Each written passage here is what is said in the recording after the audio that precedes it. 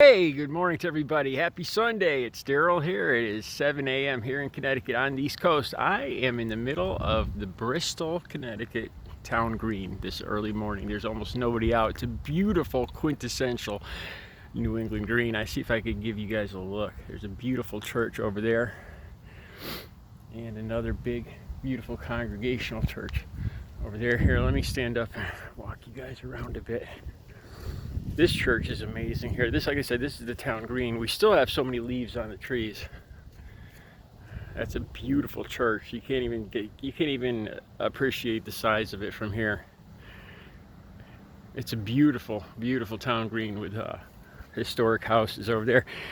Anyway, I am still recuperating from this. It makes me realize I should have taken this a little more seriously. I think I do have some kind of, if it's not a peanut allergy, I've got some kind of serious condition now. I think I almost took myself out. I still have not been able to eat solid food. This is going on the fourth day now. I had one yogurt yesterday and protein drinks, and that's it. I'm kind of pushing myself today. Like I told you guys before, working out is an addiction for me. I have to do it. So I'm out here trying to get a 5-mile walk done and not pass out. So there were a few stories I just wanted to breeze by that were on the news today, and I figured I'd talk about them. I'll put the links down below. I just want to touch lightly on them. There was this big hubbub about the 85 vehicle motorcade that Biden used in Rome, Italy, with the Pope for a climate conference. All the right-wing outlets are all over this. You know, what a hypocrisy. It's the limousine liberals and all this other stuff. I know I'm a liberal, and I certainly don't have a limousine. Anyway, the first thing I did was to see what Biden's stance on this is, and apparently Jen Psaki has said that Biden has planned. He's been asked this since he took office about his, it's called the Monster. It's a GM Cadillac that he drives around in, and they call it the Monster. It's 15,000 pounds. And there's some issues with making that an electric car. It would have to be recharged like every 100 miles or something like that. And when you're talking about keeping the president safe with logistics and all that, I don't think we're really to the point of being able to do it.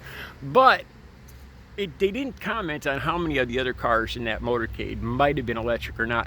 Honestly, I can't defend it. It didn't look good. It was a bad move to be cruising around in an 85 car motorcade on the way to a climate conference. Also, of course, one of these right-wing media outlets estimated the carbon footprint that Biden was going to leave just for this trip alone, and it was I don't even want to remember what it was, like 21 million pounds. I don't even remember, but it's not a good look. I don't know if there were other options, and then there was issues too about the 85 vehicles used. A lot of them weren't even American, so there was no say from Biden on that. Overall, it wasn't a good look. If you're going to go to a conference on climate change, I have a hard time defending that. Even though, like I said, I do understand Biden needs a limousine, or the president, period, needs a limousine that can, something that heavy. We haven't. I don't think we've worked on getting that electrified yet. Anyway, okay, let me talk about this.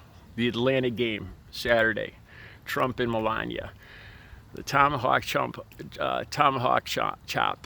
A lot of you probably, maybe you thought of me or other Native American creators when you saw this. If you watched, there's other Native American creators on YouTube. Let me just tell you overall how I felt about this. Well, first of all, I'll put the links down below for this too. Trump, as usual, lied about being invited to this. He called up, he said that he was invited by the MLB commissioner and somebody, one of the guys from the New York Yankees.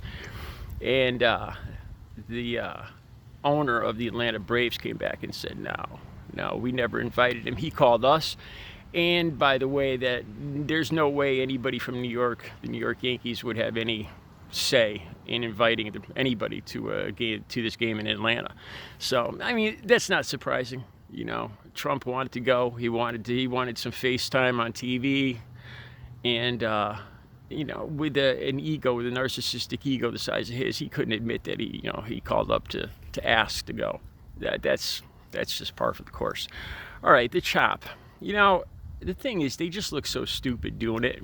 You know, it makes me think the only thing he's missing is some dyed feathers, like a child's headdress on his head, that would just make him look any stupider. You see, you know, honestly, it looks stupid to me, that chop. You know, I'll put the video down below. They're all standing there going, it's corny to begin. You know, first of all right, so the people on the right, the conservatives, are saying, oh, don't be so, you know, don't be such a tight ass. You got to complain about everything. Like, they'd say, like, well, we don't complain about, let's say they wanted to have Minutemen for the mascot. We wouldn't complain about that.